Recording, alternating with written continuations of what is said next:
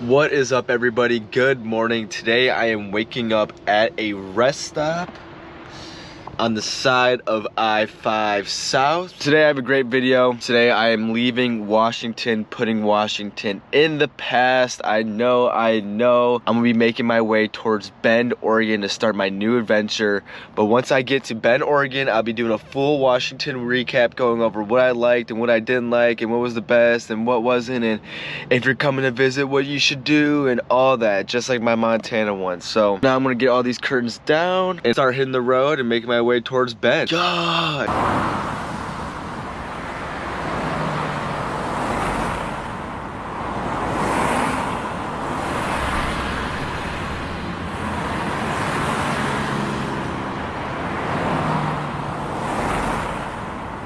So I decided to make a pit stop in Government Camp, Oregon, right outside Mount Hood. So now I'm at this gas station and I'm gonna go inside, go to the bathroom, fill up on gas, and clean this windshield because it is filthy. Yeah.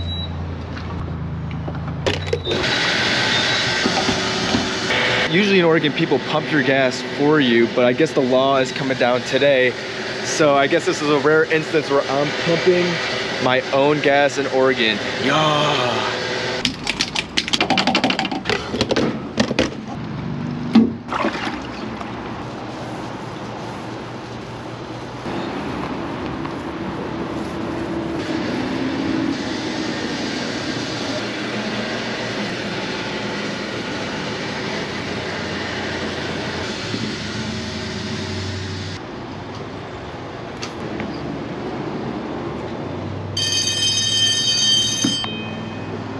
Gas is pumped and windshield is clean. Now it's time to get to Bend, Oregon.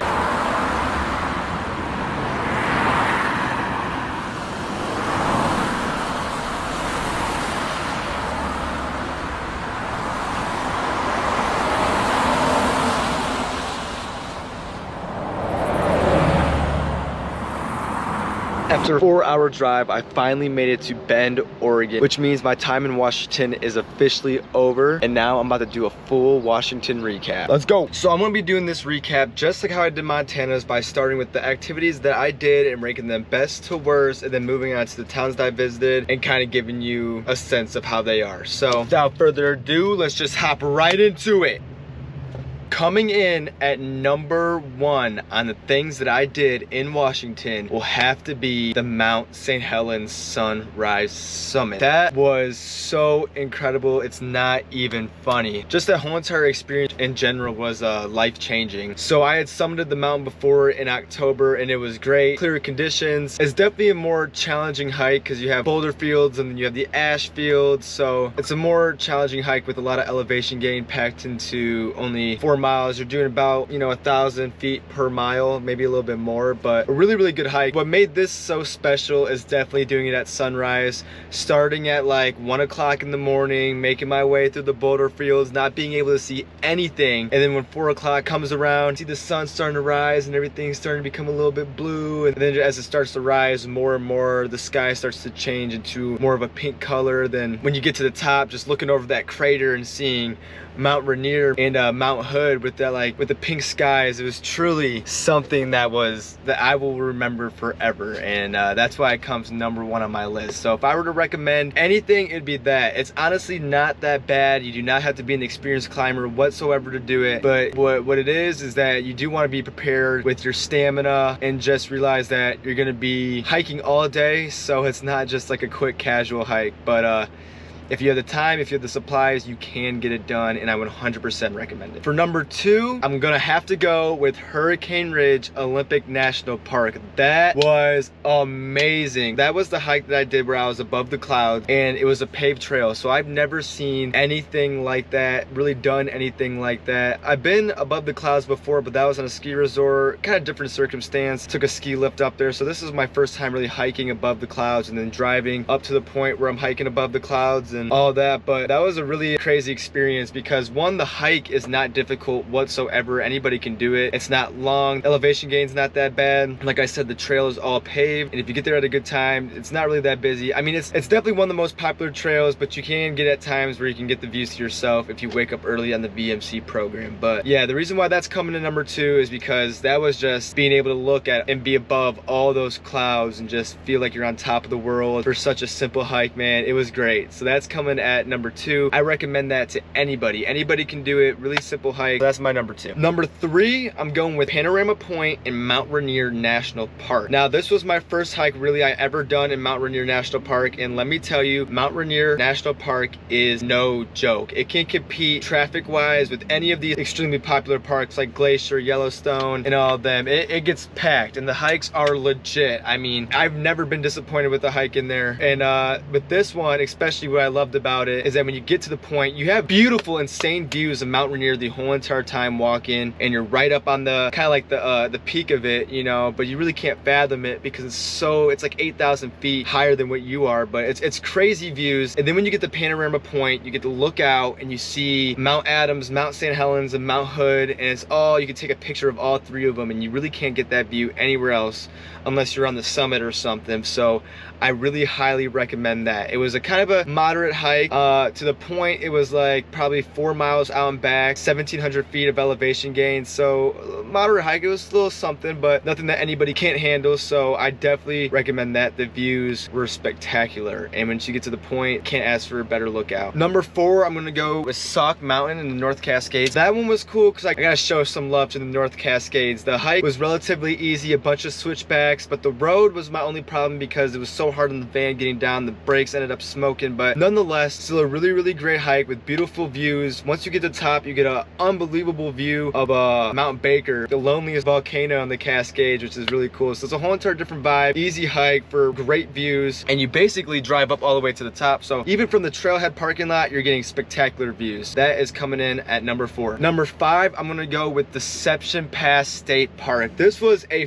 fire-like hike welcoming me into the Pacific Northwest. Like, granted, I was already in the Pacific Northwest, but when I got to this, it was like, okay, the vibes are here. You have like the gray kind of clouds, you have the bridge, you have the water, you have the green. It was really the Pacific Northwest all wrapped up in the one hike, and it was really cool. That bridge was definitely a really cool view, especially like I said with the weather being the way it was. So I definitely recommend that if you want like a Pacific Northwest hike, true and true, you know. So that's coming in number 5. Number 6, this is also gonna be coming from Mount Rainier National Park. The last hike I did, Paradise Glacier Trail. That hike was honestly, it was a sleeper hike, man. I didn't expect it to be like have the best views, but after doing it, man, the views were outstanding. It was kind of different than Panorama Point because it had a lot more green, a lot more like forest to show with the view of Mount Rainier, so it gives you something different even though they're not that far from each other. But I definitely recommend checking that out, especially if you're in the area of Paradise, and that's coming on number 6. Number 7 is going to be the Hoh Rainforest. They're really easy hikes, nothing like crazy like these mountains, but you definitely get a chill journey hike where you got views all around, you have trees just covered in moss like you never seen before, and the vibe is just a whole entire different one on this list. I love Washington, so diverse in what it has to offer you. You can be going from the mountains to the rainforest to the ocean to the desert, so it's a must check out when you come to Washington, especially if you're in the Olympic Peninsula. So coming in at number 8 and number 9, I'll just get these both done.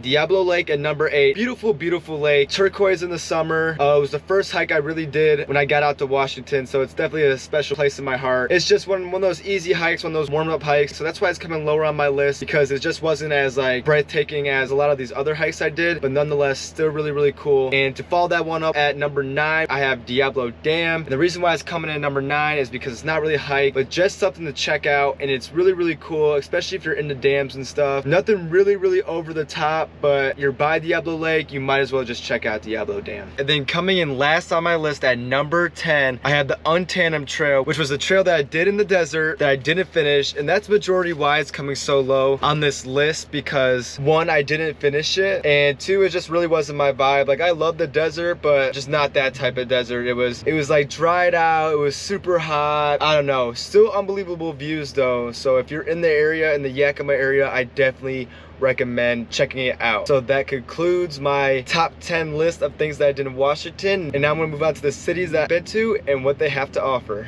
So starting off this list, and this list is in no particular order, I have Marble Mount, Washington. So I don't even know if you could consider Marble Mount a city or even a town. It's literally a gas station and a couple restaurants, but the people there who work at the gas station were really cool, really chill. And yeah, I mean, it was a nice little spot. That's where I ended up staying at the rest stop or the mile marker 100 spot for my whole entire time there. And for all the meals I had there, I ended up cooking, so I really can't speak on their food situation. But yeah, Marble Mount was a cool town, and you're probably, if you're in the North Cascades, you're probably gonna be stopping there because it's one of the only places that you can get gas. Number 2 on the list is Oak Harbor, and Oak Harbor was actually, I enjoyed my experience there. It was more of a populated city. You got a lot going on. It's on Whidbey Island, close to Seattle, and it was honestly a cool little town. I mean, they had a park right on the water, which I chilled out in. I got some shots up, played some basketball, and for food, I ended up going to this place called Jumbo Burrito. The name says it itself. Those burritos were ginormous, and they have a Planet Fitness there, and the Planet Fitness that they have was in nice shape, you know, nice condition. It was a good gym to go to, so I would recommend Oak Harbor. Moving on, I have Port Angeles. Now, when I first gave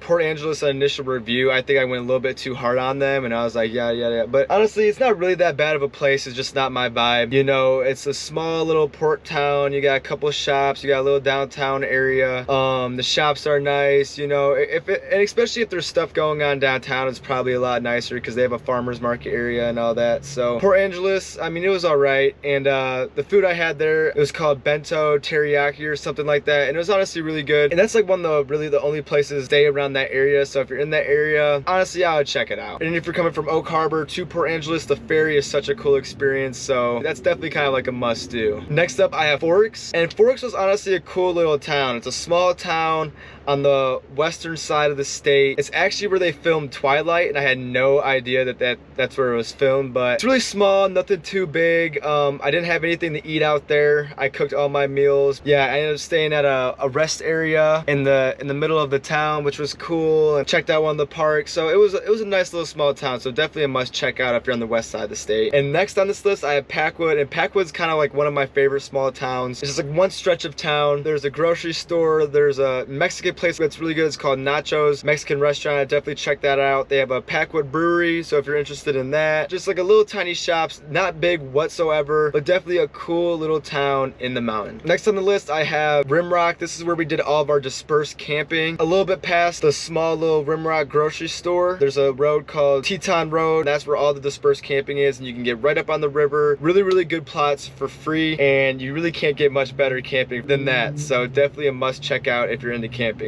Next is Yakima. Yakima was really cool. Definitely crazy how much the state switches up from east to middle to west. It was definitely more of a desert vibe, but nonetheless, it was still really cool. I ended up going to El Portón there, and that Mexican food was good. I also went to Abby's Legendary Pizza, and that stuff was fire. Definitely recommend checking it out, especially if you're passing through or you're just on that side of the state and you need something to do. The last on my list is where I just came from, where Eric lives. I don't know how to exactly pronounce it, but Puyallup or I don't even know.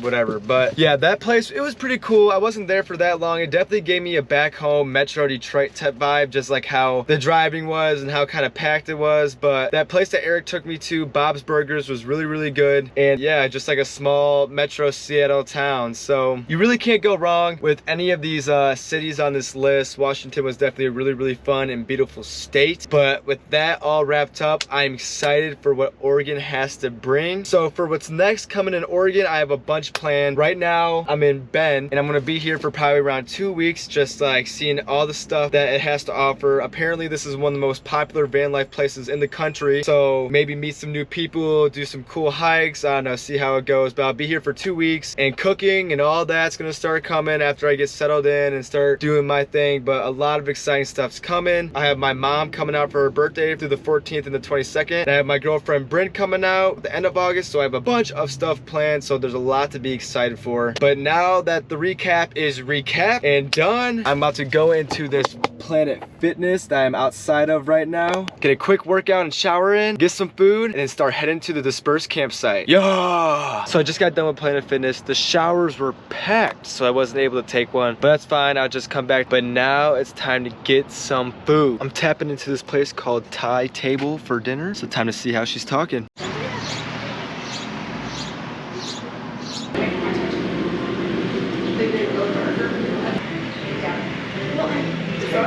Just finished up eating. It was super good. I had the pineapple fried rice. Yeah. Now I'm about to start making my way towards the dispersed campsite. Yeah. Just got to the dispersed campsite. This is where I'm gonna be staying for the night. And now that I'm here, I'm about to hop on Xbox with the boys. Today, we're playing Rocket League. Yeah. Chase is about to get on. Yeah. Still waiting on Brody. He might still be working or something. I don't know. But I'm about to bring out the head strap and get some POV action. Yeah. Waiting for Brody. Me and Chase are running some casual twos. And first game didn't go so hot. But we're about to get him on the second game. I'll tell you that. I'll tell you that. No, it's because you suck! Watch this. No, watch this. Watch this. Freaking suck. You freaking suck. No, I don't. Oh, he pulled up like Curry. What? What? You know who we need? We need Beasley, bro. We need Beasley. Brett, if you're watching this, you need to hop on for Rocket League. No, you suck, but it goes for anybody, man. If you guys got Rocket League, hit me up, bro. I'm new to it, but I'm a goat already, so if you want to play, just let me know. Let's go! Let's go! I do this for real! What? What? Oh my gosh, and disbelief right now. Let's go! Oh my god. Look at this. Instant replay. Oh, what an alley-oop pass. Finish. Oh my god. I'm low-key cold with it, bro. Just started playing. I'm low-key cold with it. Cold with it. Cold with it. Turn me up, Chase. Turn me up. Okay. Oh! Chase is cooking. Yeah. Who needs Brody when we're cooking like this? Let's go. They forfeit. They can't even hang with us. All right, I'm gonna call Brody. Yeah, what's up, bro? Hey, dude. So what, we about to run up some Rocket League? Yeah, I'm getting on right now. All right. I'm gonna start the FaceTime call with us three. All right. Okay. I'm ready. All right, for sure. What's taking you so long? Brody is in the game, and he's now in the call. Give me a yeah, Brody. Yeah. All right, Chase, let's go. Let's run it up. We about to run it up. Let's go. Come on, let's play. That Rocket League music actually hitting though. All right, let's go. Turn up.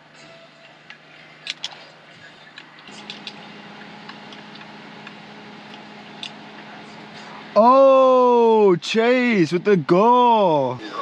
Yeah. Can't mess with me, bro.